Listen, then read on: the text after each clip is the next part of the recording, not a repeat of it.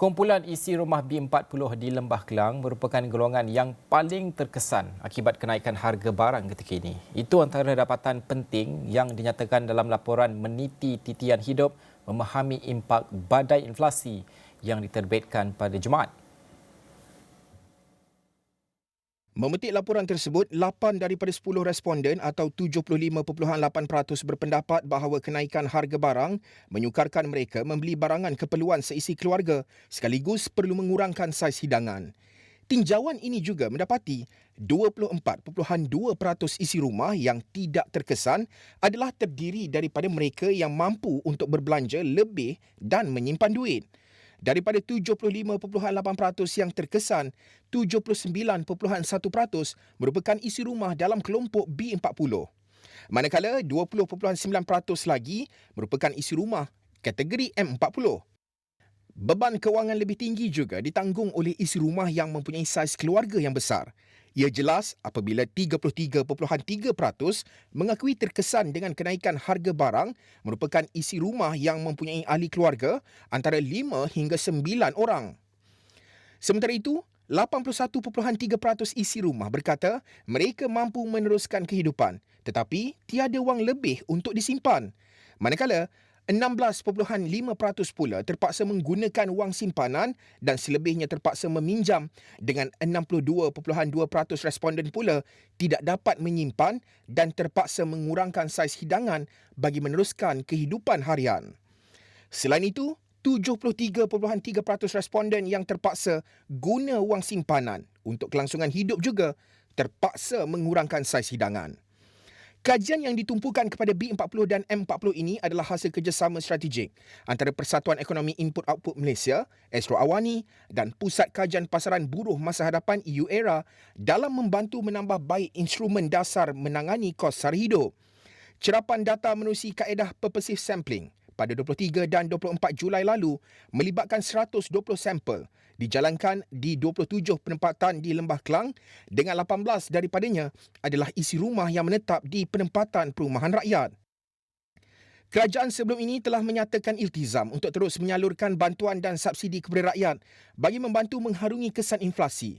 Selain memperkenalkan subsidi baru yang tidak termasuk dalam bajet 2022, kerajaan turut memperuntukkan anggaran subsidi RM37.3 bilion bagi petrol, diesel dan LPG berbanding RM13.2 bilion pada tahun lepas.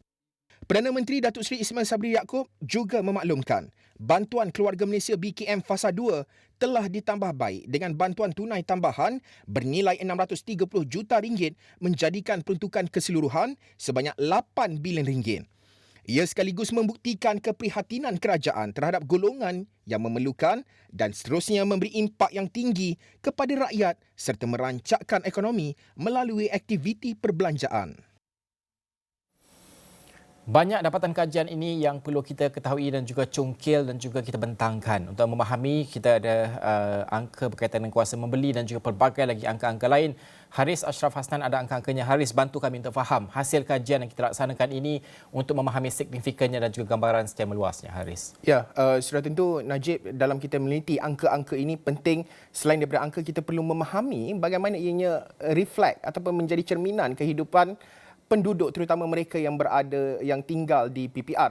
Ini angka yang penting untuk saya tunjukkan untuk waktu ini di mana apabila kita bercakap soal perbelanjaan sudah tentu ianya berkait dengan kuasa beli. Data menunjukkan bahawa kajian ini mendapati bahawa kuasa beli telah pun menurun dalam kalangan mereka dalam kalangan responden di mana mereka perlu adjust ataupun mengubah corak perbelanjaan mereka.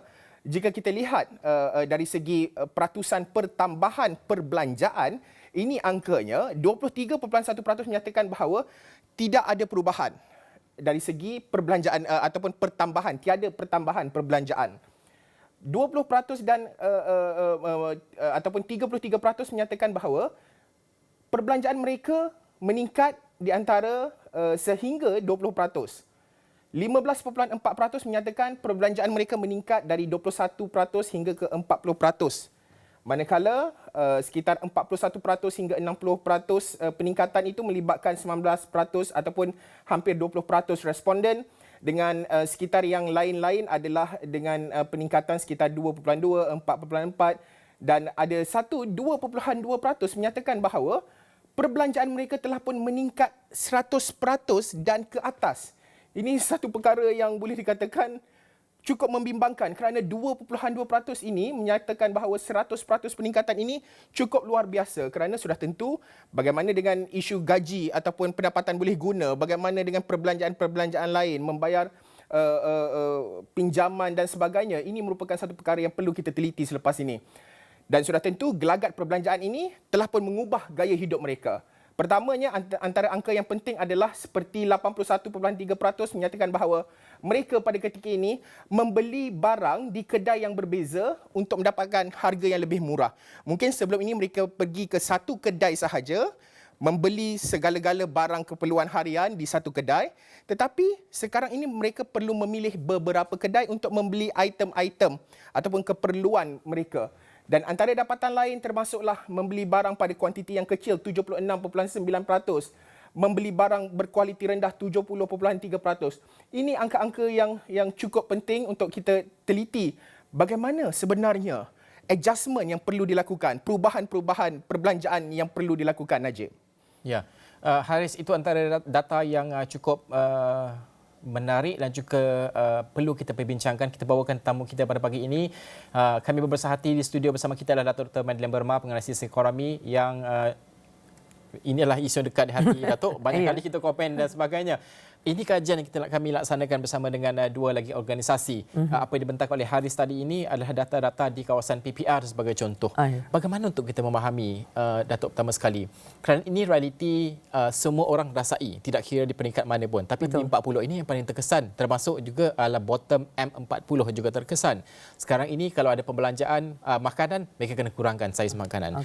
Perbelanjaan mereka kena pergi ke kedai lebih murah. Ada pula tu yang tidak sejumlah besar dah tak ada saving dah pun, tak mampu nak saving. Ini hanya cukup makan saja keadaan mereka. Pandangan Datuk sendiri melihat kedai pertama. Okey, terima kasih kerana menjemput saya untuk berkongsi pandangan terhadap data yang telah dipersembahkan tadi. Pertama sekali saya ingin mengucapkan terima kasih kerana Astro mengambil kesempatan untuk membuat penelitian bersama dengan agensi, ada dua agensi lain tadi yang terlibat. Bagi saya ini menunjukkan keprihatinan sebuah agensi berita. Kalau tidak you all tak payah buat pun tak apa kan. Tapi saya melihat ada keinginan untuk mengenal atau mengenali lebih dekat lagi apa yang dirasai. Walaupun samplingnya agak kecil, saiz dia 120 dan agak benda ini bagi saya dia menggambarkan apa yang sedang berlaku di sana. Realitinya. So yang saya nak tunggu-tunggu ada tak benda yang lain bahawa tak ada orang ada masalah. Itu saya terkejut, saya risau. Itu saya takut nanti. Tapi apa yang ditunjukkan di sini memang ia mengiyakan, cuma kita ada data yang menunjukkan inilah dia data terkini. Ramai yang dah buat past few years ada yang dah buat semasa COVID, sebab biasanya kita akan buat sebelum, semasa, selepas. Tapi ini agak terkini ni bulan Julai katanya tadi. Bulan Julai, betul. Okey. So jadi bagi saya ini apa yang kita harapkan berlakunya kesan yang lebih positif tu nampak gayanya belum lagi terkesan. Ini yang orang kita khawatir ni. Sebab dia ada lag effect Bantuan kerajaan memang banyak kalau kita lihat memang there is a very quick response. Kerajaan bila ada je keadaan begini difahamkan bahawa kerajaan akan bertindak balas. Tetapi kesan dia tu ada kesan lag dipanggil. Ada kesan dia bukan immediate Jadi yang itu yang ketara, yang nombor dua yang saya dapati ialah apa yang kita khawatiri dan tapi dibuktikan semula tentang simpanan tak ada. Itu KWSP tak cerita lagi tu. Lagi kita cerita KWSP. Itu isu KWSP dan yang ketiga yang saya tanggapi di sini ialah you all ada juga buat tentang apa yang dipanggil coping mechanism. Iaitu apakah yang dilakukan bila berhadapan dengan situasi ini. So tadi dikata ada pindah kedai, beli barang tapi pindah kedai, ada yang kurang perbelanjaan. Banyak kajian dia hanya bercerita tentang pendapatan dia turun banyak berapa ratus. Tetapi kita tidak melihat sebenarnya apa yang mereka lakukan. Satu yang mereka terpaksa lalui, badai yang mereka terpaksa lalui, dan yang satu lagi ialah apakah langkah-langkah yang mereka lakukan. So apa yang kita lihat, dia kurangkan perbelanjaan, dan you tengok dia memberikan lebih masa untuk mencari. Kalau dulu dia pergi mungkin 1-2 kedai beli satu barang, sekarang dia melakukan usaha yang lebih banyak lagi untuk pergi ke kedai-kedai lain. Tapi itu juga melibatkan kos. Okey, sebab kita kena ingat ini nasib baik Kuala Lumpur. Kalau di kawasan bandar biasa, bukan mudah nak cari satu kedai ke satu kedai yang lain. So jadi maknanya bila kita memahami cara mereka mempelbagaikan usaha untuk menangani masalah ini, maka kita tahu coping mechanism. Saya rasa isu coping mechanism ni saya sangat suka sebab dia highlightkan kekuatan individu itu. Bukan hanya bercerita tentang mereka ini mereka ini dah hilang putus asa, mereka ni mengeluarkan saving, mereka tapi ada usaha yang mereka lakukan. So bagaimana kita boleh membantu mereka dengan adanya kekuatan ini? Saya nak minta rakan tugas saya Ashraf untuk kembali ke coping mechanism tadi yang graf last tadi yang Ashraf tunjukkan. Kalau boleh Ashraf sebentar lagi saya nak tunjukkan. Angka berkenaan dengan yang perbandingan dia pergi kedai lain, aku kurangkan makanan apa semua, yang seterusnya. Ya ini. Okey, kalau boleh kita bagi full frame yang ini. Dan juga zoom sikit nak tengok sini. Ini adalah yang apa tadi doktor ataupun Datuk sebutkan tadi, yang ini membeli barangan tempat lain pun kalau sebelum ini 41% saja, tapi sekarang ni 81%. Betul saya baca Ashraf Ya, betul. Begitu. Tapi kalau kita lihat di bawah sikit tu untuk membeli barangan tidak saya berkualiti tinggi itu semakin dikurangkan. Bermakna mereka tidak fikir dah tentang soal kualiti, apa yang ada sahaja mengikut kemampuan mereka. Inilah yang dimaksudkan bagaimana mereka adjust, mengubah keadaan mereka. Bagaimana Datuk untuk kita melihat perubahan ini dilaksanakan perlu diangkat untuk menjadi satu dasar. Maksudnya kalau kita nak buat dasar, kita akan lihat mereka ini terpaksa lakukan perkara ini, maknanya dasar kita juga perlu cater dan juga perlu memenuhi keperluan-keperluan apa yang mereka sedang laksanakan pada ketika ini. Kalau kita tengok data ini lebih kepada gelagat perbelanjaan mereka. Maknanya kalau dari segi policy kita, memberi dia duit aja tak cukup ni, nampak gaya aja ni. Apa yang kita nak, kita ambil nombor satu tu yang paling besar lah, contoh dia kata dia mempelbagaikan tempat dia. Kita perlu mempermudahkan untuk dia berbelanja. Makanya di kawasan B40 ni atau kawasan ni, kita kena, maknanya kerajaan kena fikirkan ataupun private sector atau individu kena memberi ruang untuk mereka bagaimana untuk mempermudahkan mereka membuat pilihan ini. So mungkin ada perlu ada pasar yang ada dekat situ tu diperbanyakkan ke, fikirkan lagi cara bagaimana mereka boleh berniaga di tempat itu. Dan saya kalau tak silap saya, there is even yang kalau boleh kita cari mobile market yang maknanya orang datang ke situ. So itu yang perlu difikirkan dengan lebih mendalam. Kita kena ada keberanian berfikir lain daripada yang lain. Kalau kita just cerita sini orang berbelanja tempat lain, dahlah biarlah. Itu masalah. Ya, ada juga kajian tentang pasar-pasar ni sekejap lagi. Ada ya? Ada. Haris akan ada dapatan itu. Haris ada aku bantahkan sebentar lagi. Tapi ini soal KWSP. Tadi Datuk sentuh juga tentang KWSP. KWSP ini sangat menarik. Haris kongsikan juga tentang KWSP sebab 4 kali pengeluaran yang terlaksanakan sepanjang pandemik ini. Kali keempat itu sudah pun kita rasa tidak relevan untuk dikeluarkan, tapi keluarkan juga. Bermakna lepas ini unprecedented, kita dah set presiden kepada pengeluaran ini. Bagaimana angka-angkanya? Datuk dan juga Najib, sebelum kita nak cerita, tadi Datuk cakap bagi cadangan untuk kedai satelit dan sebagainya, ada angka ataupun bagaimana respon mereka yang mengharapkan sebab seperti Datuk kata kena pergi kedai berbeza dan sebagainya, itu hasil dapatan ini, ada penyelesaian. Tapi selepas ini, jadi ini angka yang penting pasal KWSP. Cukup boleh dikatakan membimbangkan sebenarnya. Kerana kalau kita lihat pada dalam blok yang pertama ini, iaitu 64.9% daripada golongan yang terkesan, mereka yang mengakui terkesan dengan kenaikan harga barang ini, terdiri daripada mereka yang bekerja di sektor swasta dan juga sektor yang tidak formal. 64.9%, tinggi angkanya. 56.9%, hampir 57% daripada golongan yang terkesan ini tidak mempunyai perlindungan sosial. Hampir 58%, 57.9% telah pun mengeluarkan simpanan KWSP mereka sebelum mencapai had umur pengeluaran. Dan inilah sebenarnya yang paling membimbangkan. 1 daripada 3 responden yang telah pun membuat pengeluaran KWSP sekarang ini tidak lagi mempunyai caruman KWSP melibatkan pekerjaan yang terkini. Bagaimana nak menampung kehidupan selepas ini, apabila tiada lagi caruman KWSP dalam pekerjaan mereka ketika ini. Selain daripada itu, angka yang cukup membimbangkan juga adalah berkenaan dengan jenis sektor pekerjaan yang tertekan. Kaki tangan swasta dan juga bekerja sendiri merekodkan angka yang tertinggi. Dengan kalau anda boleh lihat dengan data ataupun kebanyakan mereka yang terkesan sebenarnya tidak mempunyai perlindungan sosial seperti yang dikatakan tadi, KWSP, Perkeso dan juga lain-lain. Hanya 43.1% sahaja yang ada perlindungan, hampir 57% tiada perlindungan sosial. Inilah angka ataupun data yang penting perlu kita fahami, Najib dan juga Datuk Madeline. Datuk, macam sedih tengok dapatan ini sebenarnya, tapi ini adalah realitinya. KWSP ini bukan baru pertama kali kita dengar ramai yang tak ada saving dan sebagainya, tapi ini satu daripada 3 itu sudah tidak ada caruman lain, sudah pun keluarkan. 58% keluar sebelum hari persaraan mereka dan sebagainya. Ini kawasan-kawasan sampling kita, B40. Okey, kalau kita tengok tadi data ni, apa yang jelas dan kita tahu tadi memang ini pun data yang sama juga, yang itu menunjukkan bahawa mereka yang di sektor tidak formal, itu yang sangat, kata orang mudah, terdedah kepada ancaman. Kalau anything berlaku, vulnerable, dia panggil sangat vulnerable. Maknanya, bila berlaku je, tak payah krisis, dia akan jatuh. Tahu mereka. Satu ialah, because the nature of sektor tidak formal ini, sektor tidak formal ini yang macam yang berniaga di tepi jalan, nasi lemak dan sebagainya. Dulu dasar kerajaan agak negatif terhadap mereka.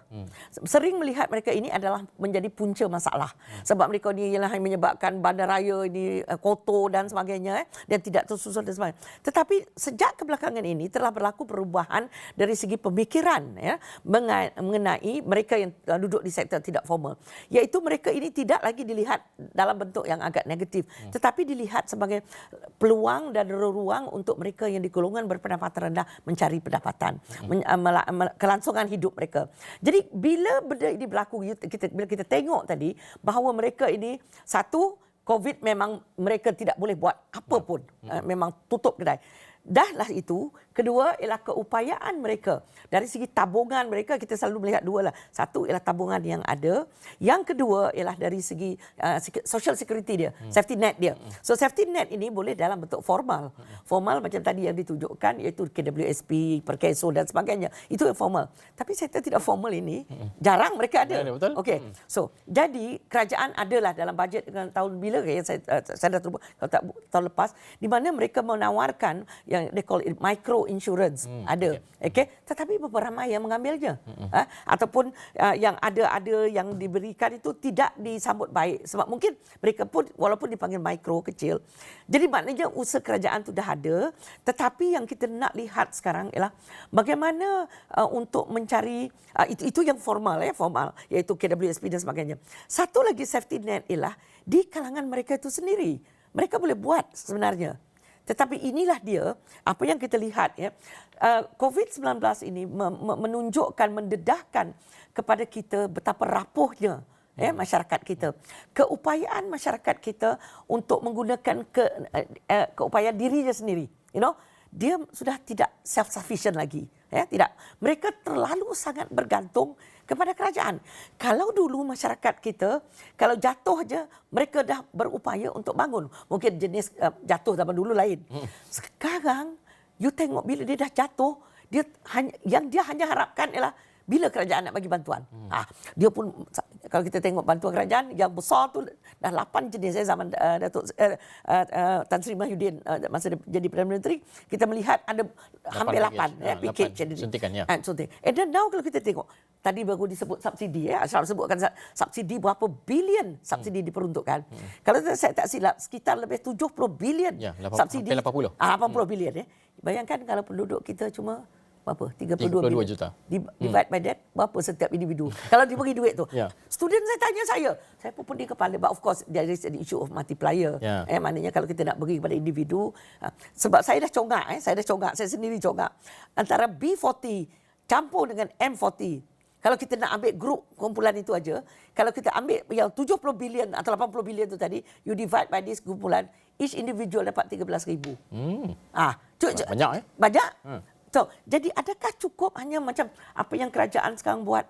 Dia macam, nak kata banyak pun tidak, nak kata sikit pun tidak. Dia macam okey, bila lagi nak naik song, memang dia macam tercungap-cungap. That's why orang ekonomi, tapi itu teori je lah kan. Dia ada argument mengatakan kenapa tidak kita eksperimen, beri dia orang ni cukup untuk 1 tahun tu. Berapa dia perlukan untuk 1 tahun. Maka bolehlah dia hidup. Ini kalau dia beli naik harga ayam, bagi lagi bantuan. Naik harga minyak, kita bagi. So bagi saya that one short term memang sesuai. Tapi kita perlu memikirkan yang medium term, long term tu jangan fikirlah kan. Memang perlu, sangat-sangat perlu. Kita perlu merombak cara social security kita dan juga kita punya sumber pendapatan mereka. Kita tidak membantu itu memang perlu. Itu praktikal pada waktu sekarang. Tapi mungkin untuk jangka masa panjang, tahap idealnya itu boleh kita perdebatkan kerana ini soal perbelanjaan kerajaan yang tinggi, defisit dan sebagainya. Betul. Tapi kita juga ingin melihat bahawa bagaimana untuk membina daya tahan mereka ini. Kerana apabila mereka sudah ada bantuan, mereka keluar, apabila kejutan berlaku lagi, COVID pun belum pulih, apabila berlaku lagi, mungkin mereka akan jatuh kembali dan sebagainya. Bagaimana untuk menghasilkan mereka lebih berdaya tahan? Kerana KWSP sahaja pun mereka sudah tidak ada. Sebagai contoh, ini untuk future mereka masa depan. Apa lagi yang boleh kita laksanakan dari segi dasar sebagai contoh, Datuk? Jadi, okey, terima kasih. Saya sangat suka apa yang kajian yang you all lakukan kan. Kita kena go down. Kita jangan fikir, masalah kita selalu, termasuk saya sebagai orang ahli akademik dululah. Saya sering memikirkan yang saya ni, I know. I know what they want. Dan kita datang buat soal selidik, 40 muka surat, 2-3 hari, saya tahu sangat macam mana kajian dilakukan.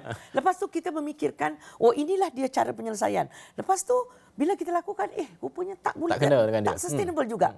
Kenapa tidak kita bangunkan duduk bersama mereka? NGO sangat hebat buat ni. NGO memang saya respect, especially selepas saja.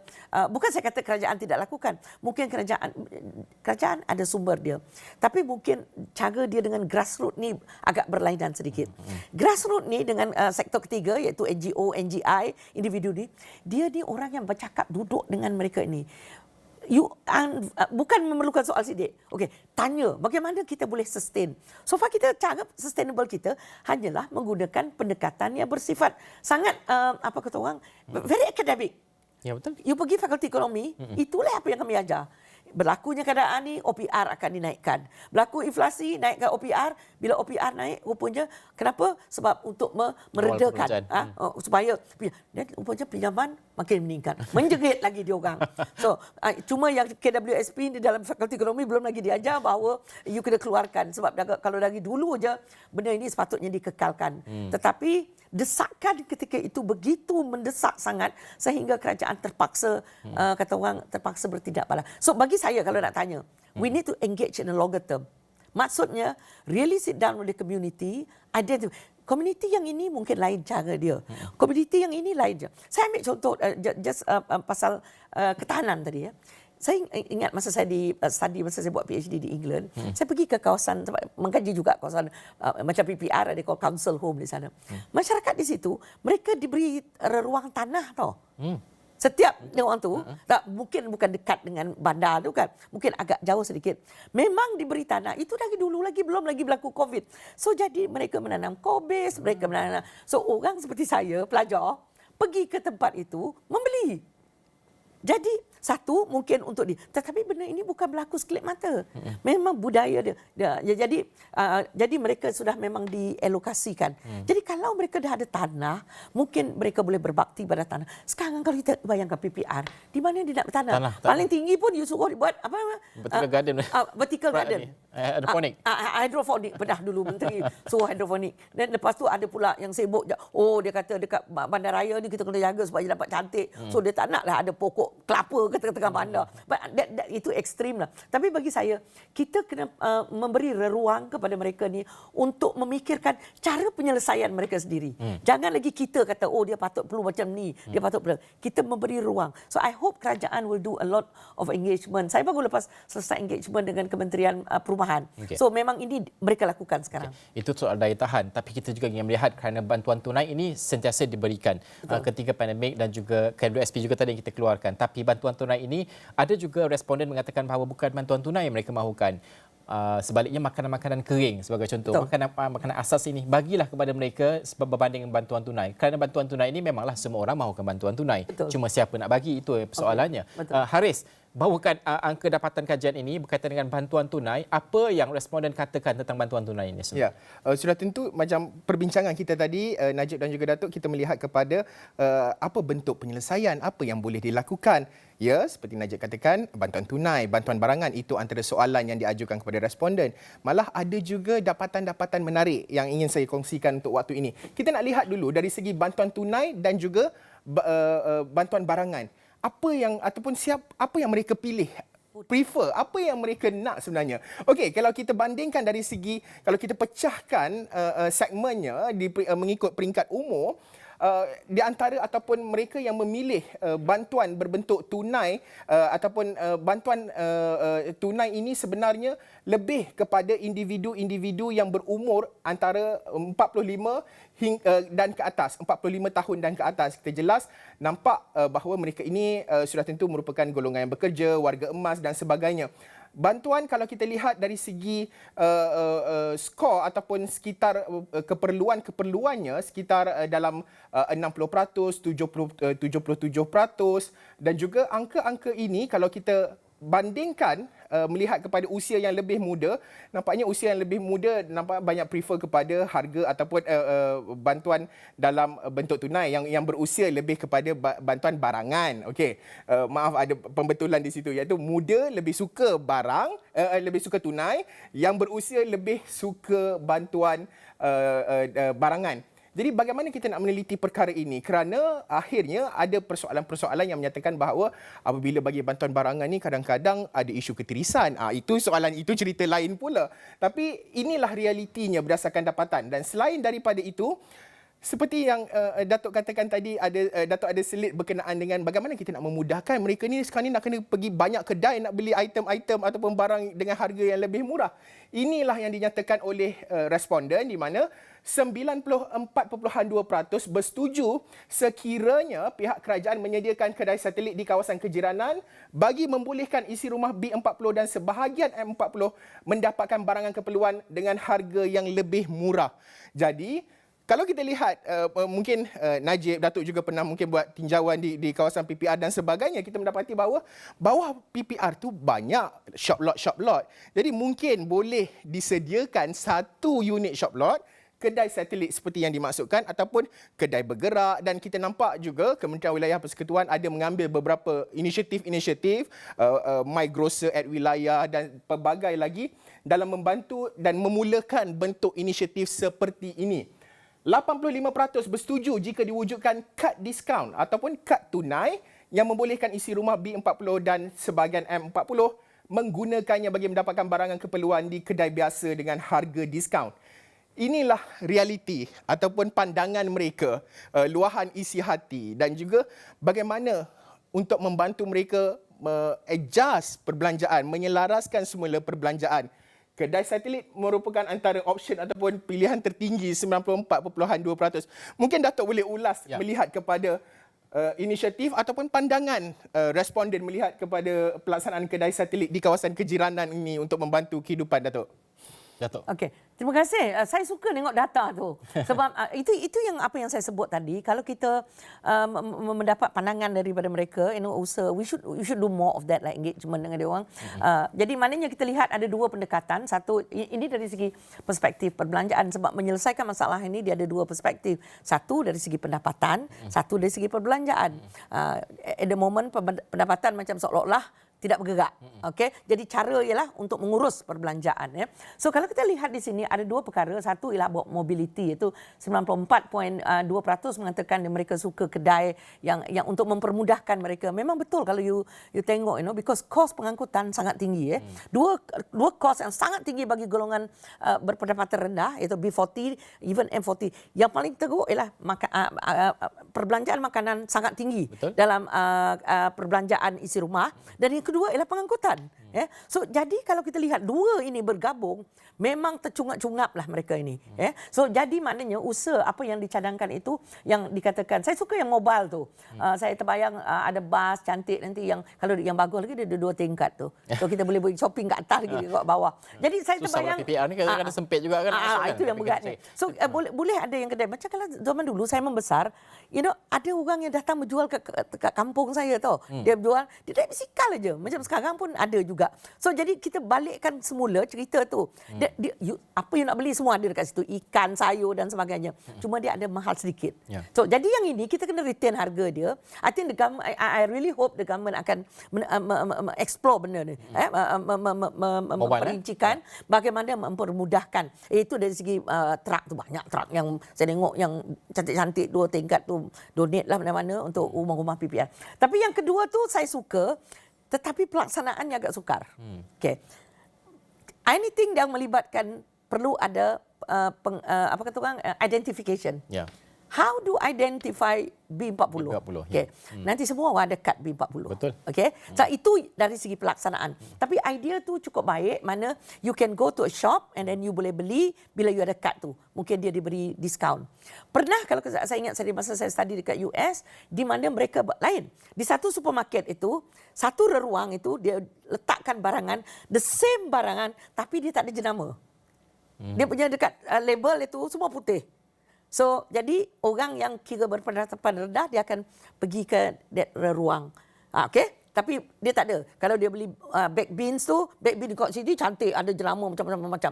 Yang ini baked beans juga, tapi dia tak ada jenama. So, yang ini jauh lebih murah. Sebab image yang dibawa ialah, kalau you beli dalam kantor, you bawa troli tu, banyak je warna putih. So you tahu. Nampaklah dia ni. So jadi dia menggunakan psikologi tu.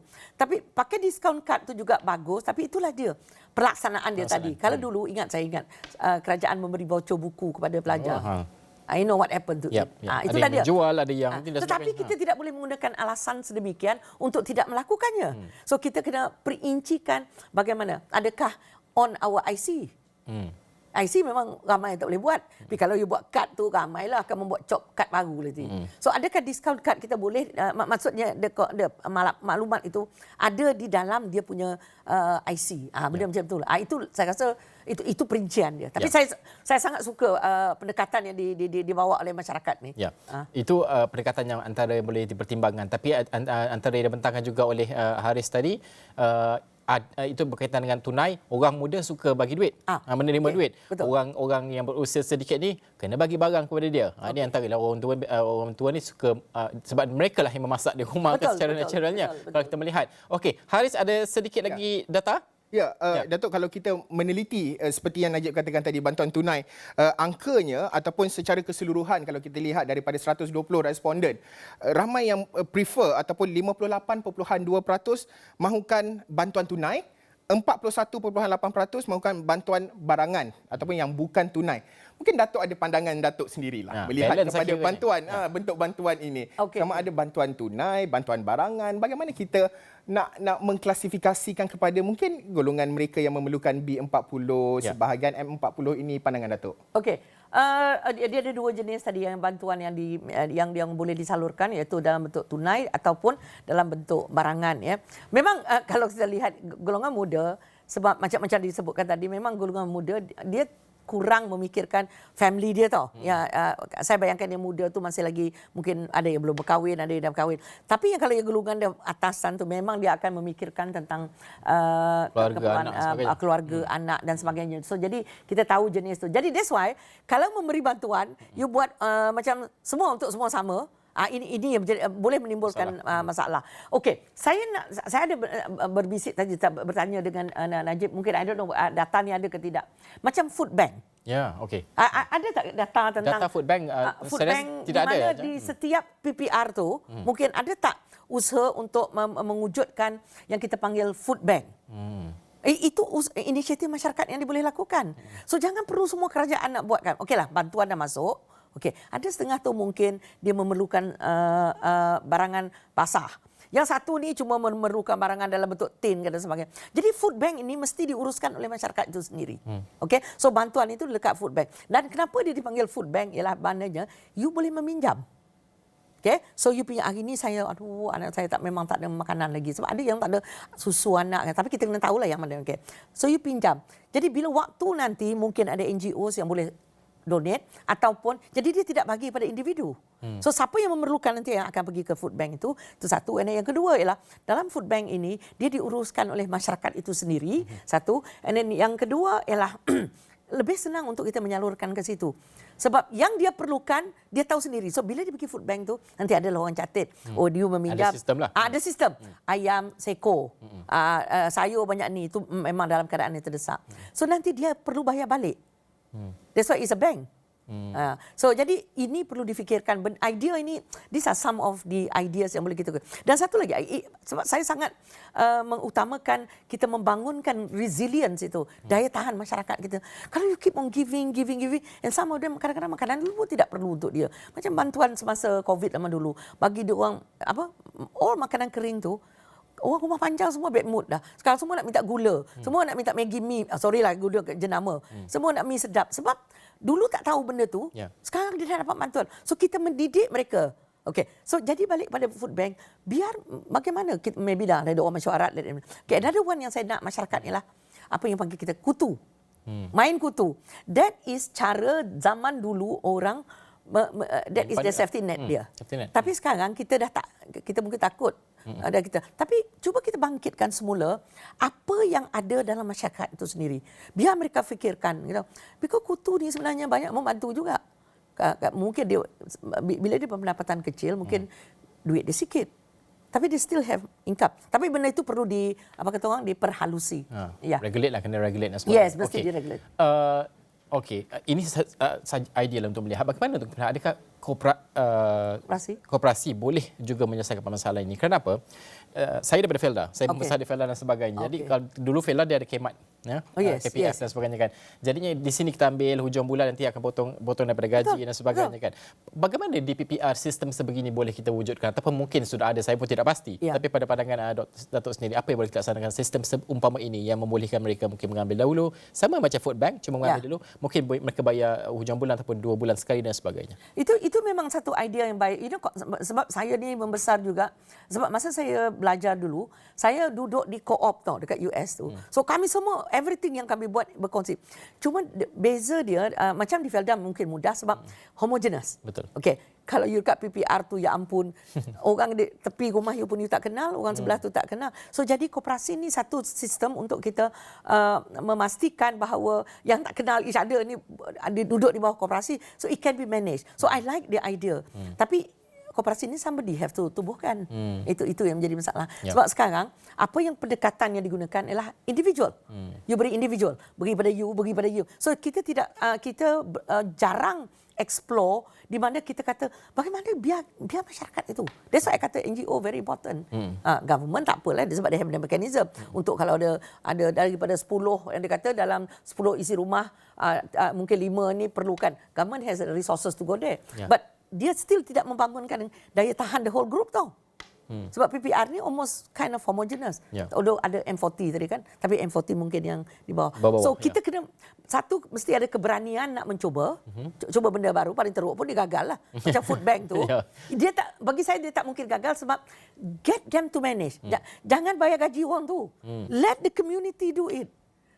They have their own mechanism tau. Kalau dia ni belot, macam dia ada cara dia. Macam itu amanah ikhtiar. Yang 5 sahabat tu, konsep 5 sahabat. Kalau you belot aja, tahulah kami macam mana nak mendapat balik duit tu.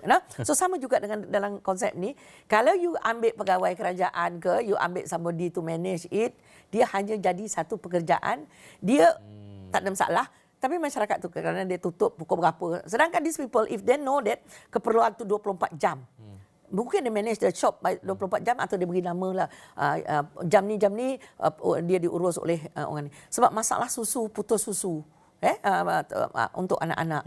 Itu boleh berlaku anytime. So bagi saya give back, empower our community. Betul. Supaya daya tahan mereka lebih kuat. Sebab mereka ini orang yang memang orang yang kental, orang yang kuat. So bagi saya kita bagus kajian you all ni menunjukkan benda tu ya. Okey.